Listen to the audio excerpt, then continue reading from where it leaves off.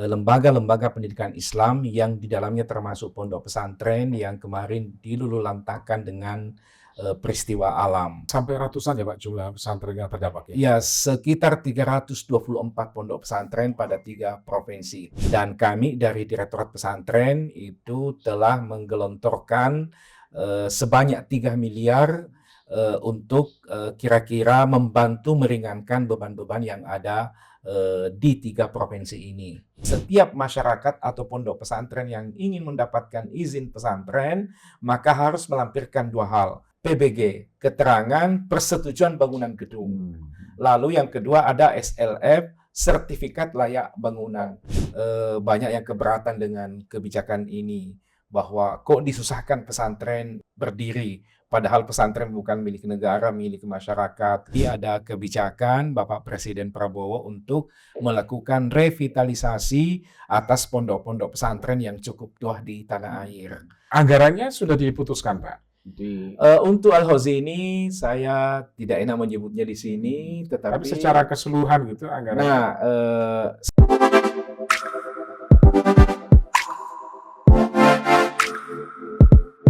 Pendengar dan netizen Radio Al Sinta dimanapun Anda berada, kita tahu bahwa bencana banjir dan tanah longsor yang terjadi di 3 provinsi, Sumatera Utara, Sumatera Barat, dan Provinsi Aceh, telah meluluhlantakkan sebagian pondok pesantren yang ada di 3 wilayah tersebut, termasuk juga pendidikan di dalamnya. Nah, bagaimana sih upaya dari pemerintah untuk memulihkan kembali pendidikan di pondok pesantren, termasuk revitalisasi pesantren-pesantren yang mengalami kerusakan yang sangat parah?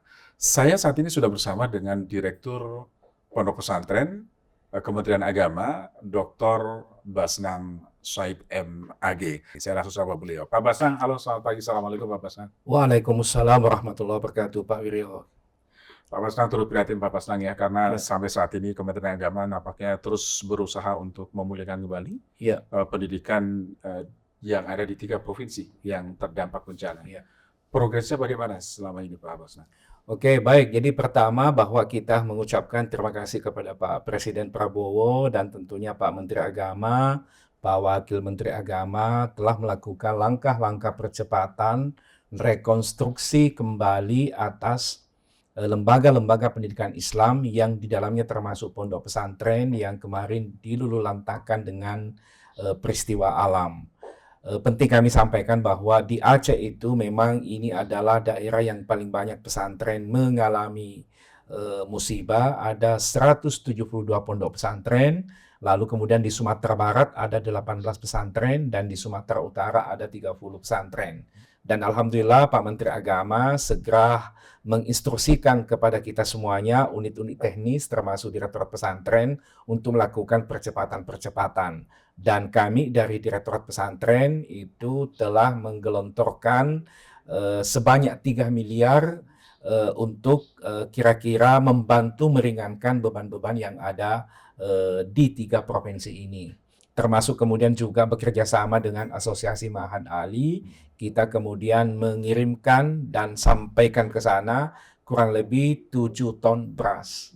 Termasuk kemudian kita juga melengkapi sejumlah buku-buku Ma'had Ali yang memang terendam dengan air waktu itu. Ini kontribusi yang sudah dilakukan oleh Kementerian Agama. Begitu Pak Wiryo. Iya, jadi sampai ratusan ya Pak jumlah pesantren yang terdampak ya? Ya, sekitar 324 pondok pesantren pada 3 provinsi. Termasuk misalnya ada pesantren di Aceh Tamiang yang namanya Pondok Pesantren Darul Mukhlisin yang lagi viral itu. Berkahnya pesantren, andaikan tidak ada bangunan pesantren Darul Mukhlisin, maka perkampungan kota di belakangnya pondok pesantren itu pasti diluluhlantakkan oleh kayu-kayu. Tapi kemudian ternyata pesantren ini menjadi wadah untuk membentengi masyarakat yang ada di belakangnya. Kalau kita melihat langsung itu kan ada sampai 5 meter tumpukan kayu. Tapi sekarang alhamdulillah itu sudah bersih dari kayu-kayu itu, dan kemudian kita sudah memberikan juga bantuan. Hanya memang tentu pemulihan berikutnya harus kita lakukan lebih tentu lebih tajam lagi, bantuan apa yang bisa kita kontribusikan. Iya, itu yang waktu itu Pak Menteri sempat ke sana ya? Iya, betul, di Aceh Tamiang. Aceh Tamiang. programnya. Memang bangunan pesantren itulah yang menyelamatkan ya, karena Yang menjadi menyelamatkan benteng itu ya. karena kan ada perkotaan di belakangnya Betul. pesantren itu, yang kemudian masjid dan bangunan-bangunan pondok di dalamnya ada asrama, itulah kemudian yang menjadi penghalang sehingga kayu hanya berhenti dan stop di situ, tidak sampai menuju ke sana. Santrinya semuanya selamat, Pak Bas. Santrinya semuanya selamat karena memang begitu air dinaikkan, segera pengasuh pesantrennya mengambil keputusan untuk kemudian menyelamatkan anak-anak, membawa anak-anak ke tempat-tempat yang lebih tinggi. Sehingga kurang lebih 300 santrinya Pondok Darul Mukhlisin yang ada di Aceh Tamiang ini semuanya dalam keadaan selamat. Tapi kenyataannya bahwa airnya itu sampai ke lantai 2. Jadi alhamdulillah tidak ada anak yang menjadi korban, selamat semuanya. Karena cepat mengambil keputusan. Ya, hanya memang tentu yang tidak bisa diselamatkan buku-bukunya anak-anak, kemudian perangkat-perangkat administrasinya pesantren, ruang belajar tentu tidak bisa diselamatkan. Yang penting dulu anak-anaknya selamat dan para pengasuhnya. Iya.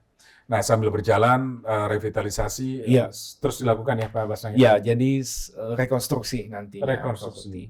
Nah, untuk revitalisasi tentu kasus yang terjadi kemarin di pesantren Al-Hauzaini. Itu nanti ada kebijakan Bapak Presiden Prabowo untuk melakukan revitalisasi atas pondok-pondok pesantren yang cukup tua di tanah air.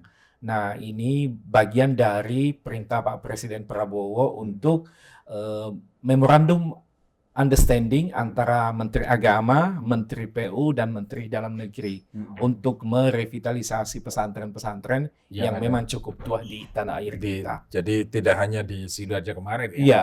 Oke, baik. Sebelum ke sana Pak, saya ingin tahu progres yang terjadi di 3 wilayah, 3 provinsi, Aceh, Sumatera Utara, dan Sumatera Barat. Iya. Jadi terbanyak itu pesantren yang ada di Aceh? Aceh ya terbanyak? Aceh 172 pesantren. 172 pesantren. Oke. Nah, upayanya selain rekonstruksi dan lain sebagainya Pak, nanti tadi kalau disebutkan buku, kitab, dan lain sebagainya sudah hanyut segala macam, itu nanti akan diberikan bantuan juga untuk buku itu ya? Sekarang kan tanggal 5 kemarin, tanggal 5 Januari itu kan memang hari pertamanya anak-anak masuk ke pesantren atau anak-anak madrasah masuk ke madrasah, di mana juga cukup banyak pesantren kita yang memiliki madrasah dan sekolah. Nah, oleh karena itu tanggal 5 kemarin semua ditinjau seperti apakah anak-anak kita sudah melangsungkan pembelajaran, dan alhamdulillah tentu memang sudah ada pertemuan, hanya memang tingkat efektivitasnya anak-anak untuk belajar tentu belum bisa terlalu normal sebagaimana sebelumnya. Kenapa? Karena ternyata masih selalu hujan, lalu kemudian lumpurnya dikeluarkan, begitu hujan masuk lagi. Hujan masuk lagi, sehingga kemudian kita fokus dulu untuk menyelesaikan seperti apa lumpur yang ada di dalam ruang-ruang kelas, tentunya juga di dalam masjid. Tapi progres di minggu-minggu ini alhamdulillah sudah berjalan, walaupun tentu tidak senormal ketika masa-masa sebelumnya. Butuh waktu berapa lama Pak perkiraan Pak untuk? Nah, saya kira memang kan ini rekonstruksinya sampai tanggal berapa bulan Februari itu. Tentu kita berharap bahwa di masa rekonstruksi ini anak-anak tidak kehilangan pembelajaran, tetap dilangsungkan pembelajarannya. Tentu juga pada sisi yang lain tetap juga diselesaikan hal-hal yang menjadi pendukung utama anak-anak untuk belajar, yaitu sarana prasarananya. Semoga dalam waktu yang tidak terlalu lama sudah bisa normal kembali. Hanya memang intensitas hujan yang cukup tinggi sehingga menjadi tantangan tersendiri. Terhambat juga. Terhambat karena hujan datang, lumpur mencair lagi, masuk lagi. Berhenti hujan, mengendap lagi, dikeluarin lagi, sehingga tapi tantangan tersendiri. Tapi luar biasa, alhamdulillah. Semoga kita anak-anak tetap semangat. Semoga bisa kita selesaikan satu persatu. Iya, mereka kan santri dan juga siswa madrasah. Diri ya, madrasah. Tentu mereka ada keringanan. Misalnya waktunya ujian, karena ini butuh waktu yang panjang loh Pak. Ya betul. Gimana itu nanti? Nah, saya kira tentu nanti ada kebijakan-kebijakan. Yang penting dulu proses pembelajaran itu berjalan. Bahwa kemudian belum normal, pastilah. tapi kemudian tidak ada sesuatu yang ketinggalan dari anak-anak. Yang penting kira-kira dalam keseharian itu anak-anak ada waktu untuk belajar. Bahwa nanti ujiannya seperti apa, yang paling utama anak-anak menghadapi dulu buku, kemudian bisa belajar, lalu kemudian gurunya juga, para kiainya, para ustadznya juga tetap bisa memberikan pembelajaran kepada anak-anak. Soal normalnya, insya Allah nanti pada akhirnya akan normal. Karena negara, Pak Presiden kita tahu bersama luar biasa, beliau sudah berkunjung yang kesekian kalinya di semua provinsi, dan alhamdulillah saya kira semuanya kita berjibaku mendukung agar pembelajaran di pesantren, di madrasah, dan di sekolah bisa berjalan dengan baik. Betul, itu harapan kita semua ya Pak Basnang ya. Tentu para wali santri nggak perlu khawatir karena negara betul-betul hadir. Presiden sudah menginstruksikan kepada seluruh menterinya untuk sama-sama bagaimana memulihkan kembali konsep supaya anak-anak bisa kembali sekolah lagi, bisa mondok lagi, bisa ngaji lagi. Bisa ngaji lagi. Betul. Nah, berikutnya Pak Basnang, ini berkaitan dengan revitalisasi yang sudah dilakukan kemarin ya di Al-Ghazini. Di Al-Ghazini. Kemudian nanti di pesantren-pesantren di seluruh Indonesia yang memang tentu ada syarat, ada kriterianya, Pak. Itu bagaimana, Pak? Jadi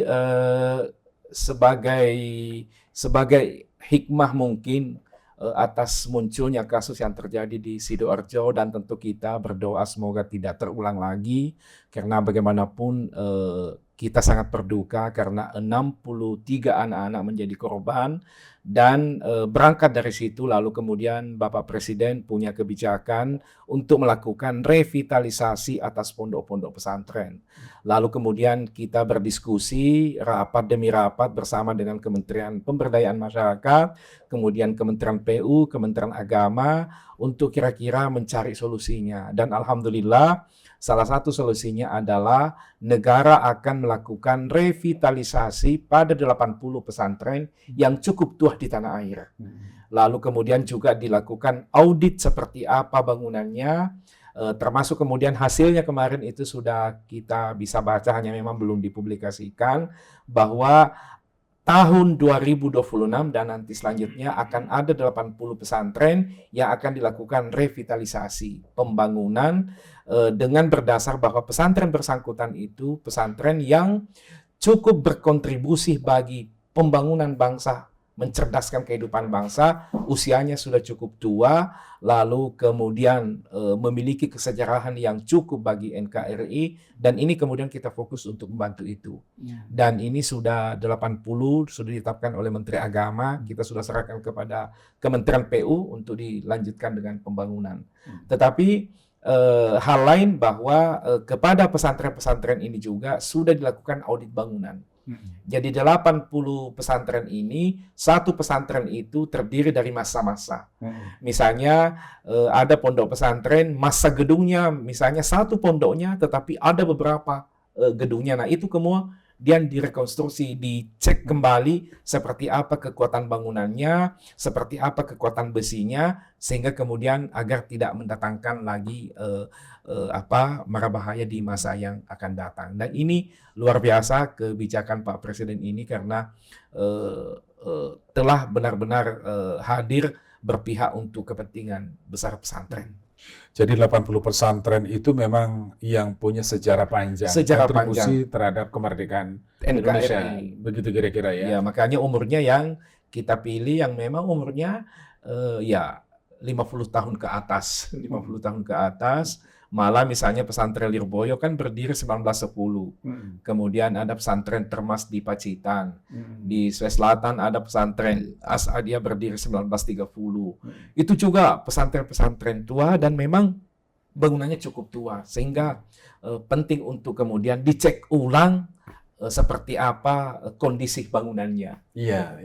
Jadi nggak sembarangan pemerintah akan melakukan revitalisasi pesantren-pesantren, sangat ketat sekali. Mulai dari masa tadi bangunannya. Itu nanti berarti seluruh asrama yang ada di pesantren itu akan dicek secara menyeluruh. Iya, yang 80 ini sudah berjalan, sudah dilakukan pengecekan. Tentu memang masih ada yang belum, karena memang ini kan waktu peristiwa Al-Ghazini kan di bulan bulan sebelumnya itu bulan Agustus ya kalau tidak Agustus salah. kalau nggak salah, iya. Lalu kemudian dilakukan pengecekan dan pada akhirnya nanti semua bangunan yang akan direvitalisasi di pondok pesantren yang 80 ini akan dicek seperti apa kekuatan bangunannya. Iya, iya. Kalau yang kos ini kan sifatnya karena darurat ya Pak. Iya. Karena akhirnya itu jadi prioritas dan jadi trigger supaya Iya, pesantren yang lain juga dilakukan pemeriksaan. sekarang beberapa waktu yang lalu Pak Menko PM sudah melakukan peletakan batu pertama untuk membangun kembali pesantren Al-Hauzi ini. Itu kemarin kami mewakili Pak Menteri Agama, Pak Dirjen, menyaksikan langsung seperti apa pembangunan kembali pesantren Al-Hauzi ini yang santrinya itu kurang lebih 2.000 orang. Dan ini pesantren tua. Betul. Nah, Pak Stang ini menarik sekali karena tentu saja jangan pula pesantren yang lain akhirnya standar bangunannya juga asal gitu ya Pak. Nah, makanya Pak Wiryo, makanya ini sekarang untuk mendirikan pesantren itu mengantisipasi tidak terjadinya peristiwa seperti Al-Hauzi ini, maka sekarang untuk mendirikan pesantren itu ada 2 syarat baru sebagaimana juknis terbaru kita. 2 syarat baru itu bahwa setiap masyarakat atau pondok pesantren yang ingin mendapatkan izin pesantren, maka harus melampirkan 2 hal. Satu, pertama ada PBG, keterangan persetujuan bangunan gedung. Lalu yang kedua ada SLF, sertifikat layak bangunan. Bahwa ketika sudah selesai dibangun gedung-gedung itu, ada pengakuan bahwa gedung yang bersangkutan itu layak untuk dihuni atau ditempati. Tapi sebelumnya ada persetujuan bangunan gedung sebelum dilaksanakan pembangunan itu. Iya, dan itu sangat ketat, tidak asal memberikan rekomendasi ya Pak. Iya, itu. Nah, makanya memang tentu mohon izin para kiai, ibu nyai, tentu memang banyak yang keberatan dengan kebijakan ini, bahwa kok disusahkan pesantren berdiri, padahal pesantren bukan milik negara, milik masyarakat. Tapi kemudian lagi-lagi bahwa tujuan utama dari kebijakan ini adalah rangka untuk menghadirkan keselamatan bagi anak-anak kita di masa yang akan datang. Oleh karena itu tentu kami mengucapkan permohonan maaf kepada para kiai, para ibu nyai. Tidak ada maksud sama sekali dari Kementerian Agama, murni dalam rangka kita mengambil hikmah dan pelajaran pada apa yang terjadi di pesantren Al-Hauzi ini. Bayangkan sebuah masjid yang berapa lantai, 4 lantai, kemudian ambruk dan kemudian menewaskan anak-anak kita, sehingga pemerintah mengharapkan tidak terulang lagi peristiwa-peristiwa yang seperti ini. Iya. Nah, apakah Kementerian Agama juga Pak Bastang memberikan pendampingan pada saat proses pengurusan perizinan itu? Ya, perizinan supaya mereka tidak mengalami kesulitan pada saat mengajukan perizinan itu. Tentu kita berharap bahwa nanti ketika pesantren mencoba mengurus PBG-nya, persetujuan bangunan gedung, lalu kemudian SLF-nya, sertifikat layak bangunan itu tidak ada kendala-kendala. Maka ada tim kami di seksi PD Pontren di masing-masing kantor Kementerian Agama Kabupaten Kota, itu tentu siap setiap saat untuk bersama-sama dengan pengasuh pesantren, dengan para kiai, dengan ibu nyai yang memang membutuhkan bantuan untuk dikomunikasikan untuk mendapatkan PBG ini dan SLF ini. Iya. Tim kami siap selalu. Iya, pasti ini yang jelas respon Kemenak untuk memudahkan ya, bukan pula memberikan syarat yang sangat ketat, tetapi dilepaskan tidak ya, tapi harus dilakukan pendampingan. Tetap dilakukan pendampingan nanti oleh seksi PD Pontren yang ada di Kemenak Kabupaten Kota. Iya, baik. Anggarannya sudah diputuskan, Pak? Untuk Al-Hauzi ini saya tidak enak menyebutnya di sini, tapi secara keseluruhan gitu anggaran. Nah, semoga yang 80. Ya, saya kira seperti itu karena memang di MOU-nya itu pembangunan ini nanti oleh Kementerian PU, bukan Kementerian Agama, ya, tapi bukan Kementerian PU Agama. Ya. Kita tidak tahu bahwa apakah nanti anggaran itu dibawa ke Kementerian Agama, tetapi untuk yang kami tahu bahwa pembangunan dilakukan oleh Kementerian Pekerjaan Umum. Iya, baik. Sekarang sudah mulai berlangsung ya Pak? Sudah berjalan dalam kondisi ini. Beberapa waktu yang lalu sudah ditancapkan batu pertama, Iya, dan insya Allah semoga akhir 2020. Kalau di papan proyeknya itu hanya 6 bulan. 6 bulan ya. Sudah bisa dipakai di tahun ajaran tahun 2026 ini nanti. 2026. Kalau yang 80% pesantren lainnya bagaimana? Insya Allah juga semoga bisa segera ya, ya, segera bisa menyusul. Baik. Nah, berikutnya Pak, ini kan setelah Presiden menyetujui dibentuknya Direktorat Jenderal Pondok Pesantren. Ya. Nah, ini kan sebuah kabar yang sebetulnya sudah lama ditunggu ya, Ya, Pak, alhamdulillah. untuk melakukan pembinaan dan lain sebagainya kepada pesantren sehingga lebih fokus gitu ya. Progresnya bagaimana Pak sekarang? Ya, tentu pertama mewakili keluarga besar Pondok Pesantren mengucapkan terima kasih yang tak terhingga kepada Bapak Presiden kita, Pak Prabowo Subianto, yang luar biasa. Beliau pada tanggal 21 Oktober 2025, sehari setelah Hari Santri, pas Hari Santri, tanggal 20 Oktober itu, beliau mengumumkan akan kira-kira mengangkat statusnya unit eselon 2 saat ini menjadi unit eselon 1 bernama Direktorat Jenderal Pesantren. Dan progresnya, tentu progres administrasinya, waktu itu kita diminta untuk mendiskusikan seperti apa kira-kira peraturan presiden berkaitan dengan rancangan peraturan presiden untuk perubahan Perpres 152 tentang Kementerian Agama. Dan kemarin kita sudah tuntaskan bersama dengan Kementerian Sesnek, Kementerian Pan-RB, Kementerian Hukum, Kementerian Keuangan, dan sepertinya menurut informasi sudah masuk ke meja presiden. Surat dari Kemenpan RB sudah masuk ke meja presiden.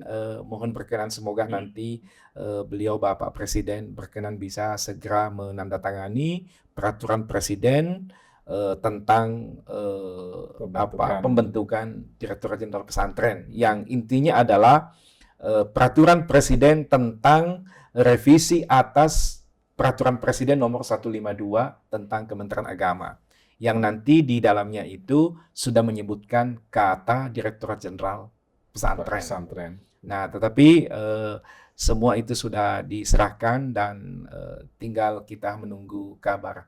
Semoga Allah memberikan kemudahan. Amin. Ya, tentu sambil menunggu presiden gitu ya, ditandatangani ya presnya, tentu di Kementerian Agama bersiap juga.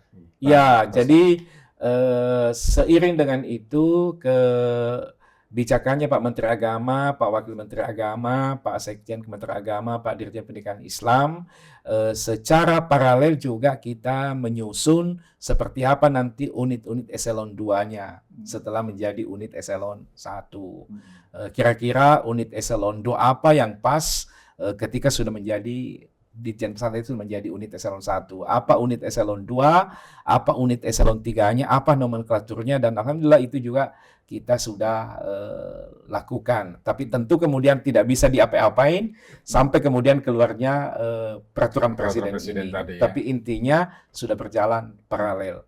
Lalu yang kedua Pak Wiryo, bahwa tentu harapannya ketika Direktorat Pesantren ini menjadi unit eselon 2, tidak berada lagi di bawah unit eselon 1 pendidikan Islam, tentu nanti garapannya jauh lebih luas. Kenapa? Karena ada 3 fungsi pesantren. Fungsi pendidikan, fungsi dakwah, dan fungsi pemberdayaan masyarakat. Nah, selama ini memang Direktorat Pesantren kan berada di bawah unit eselon 1 yang mengurusi pendidikan. Betul. Sehingga kemudian untuk mengurus lebih tuntas berkaitan dengan dakwah, pemberdayaan masyarakat kan tidak ada nomenklaturnya. Betul. Sehingga bisa menjadi problem di masa yang akan datang. Nah, termasuk misalnya sering kami sampaikan bahwa pernah sedikit ada pertanyaan dari tim pemeriksa. Kenapa kemudian ada program inkubasi ekonomi pesantren? Sementara ini kan pendidikan. Nah, itu masa kan ngurusin yang gitu. Masa tiba-tiba ngurus ekonomi?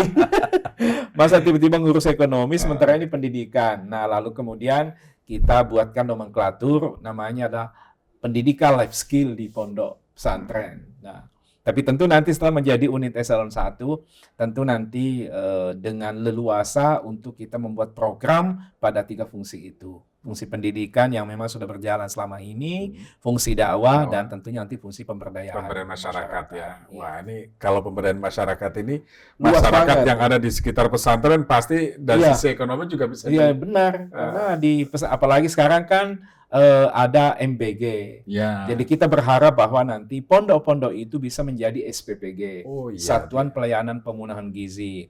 Nah sekarang memang sudah ada puluhan pesantren kita yang sudah menjadi SPPG. Tentu nanti kalau pesantren ini menjadi SPPG berarti sebenarnya sedang ada upaya memandirikan ekonominya pesantren. Kemandirian pesantren. Ya, lalu yang kedua bahwa di pondok pesantren itu kan ada unit-unit toko, ada pertokoan, Koperasi. ada koperasi. Nah, pada rapat kerja nasionalnya Kementerian Agama yang lalu itu, Pak Menteri Agama melakukan tanda tangan kerjasama dengan Menteri Koperasi. Oh. Untuk apa? Bahwa ini kan pondok-pondok pesantren ada minimarket, ada Iya. koperasi, Betul. ada toko. Nah, bagaimana caranya nanti supaya pondok-pondok pesantren yang ada koperasinya, ada pertokoannya, tidak perlu mengambil barang-barang di kota yang nanti bisa berdampak dari sisi operasionalnya. Maka nanti cukup difasilitasi oleh Koperasi Merah Putih. Betul. Sehingga betul. kemudian benar-benar harga bisa lebih rendah dari sebelumnya karena pengambilan barangnya, suplai barangnya dari internal di desa itu, sehingga hidup ekonominya desa, hidup ekonominya pesantren. Ya. Dan saya yakin inilah kemudian siklus ekonomi yang akan terjadi ketika kemudian benar-benar berjalan kerjasama Koperasi Merah Putih di desa dengan pesantren. Iya, karena selama ini kan sudah ada bicara soal kemandirian pesantren, sudah banyak pesantren yang menjadi contoh sebetulnya, Pak. Sudah banyak. Jadi sekarang Pak Wiryo sudah 4.186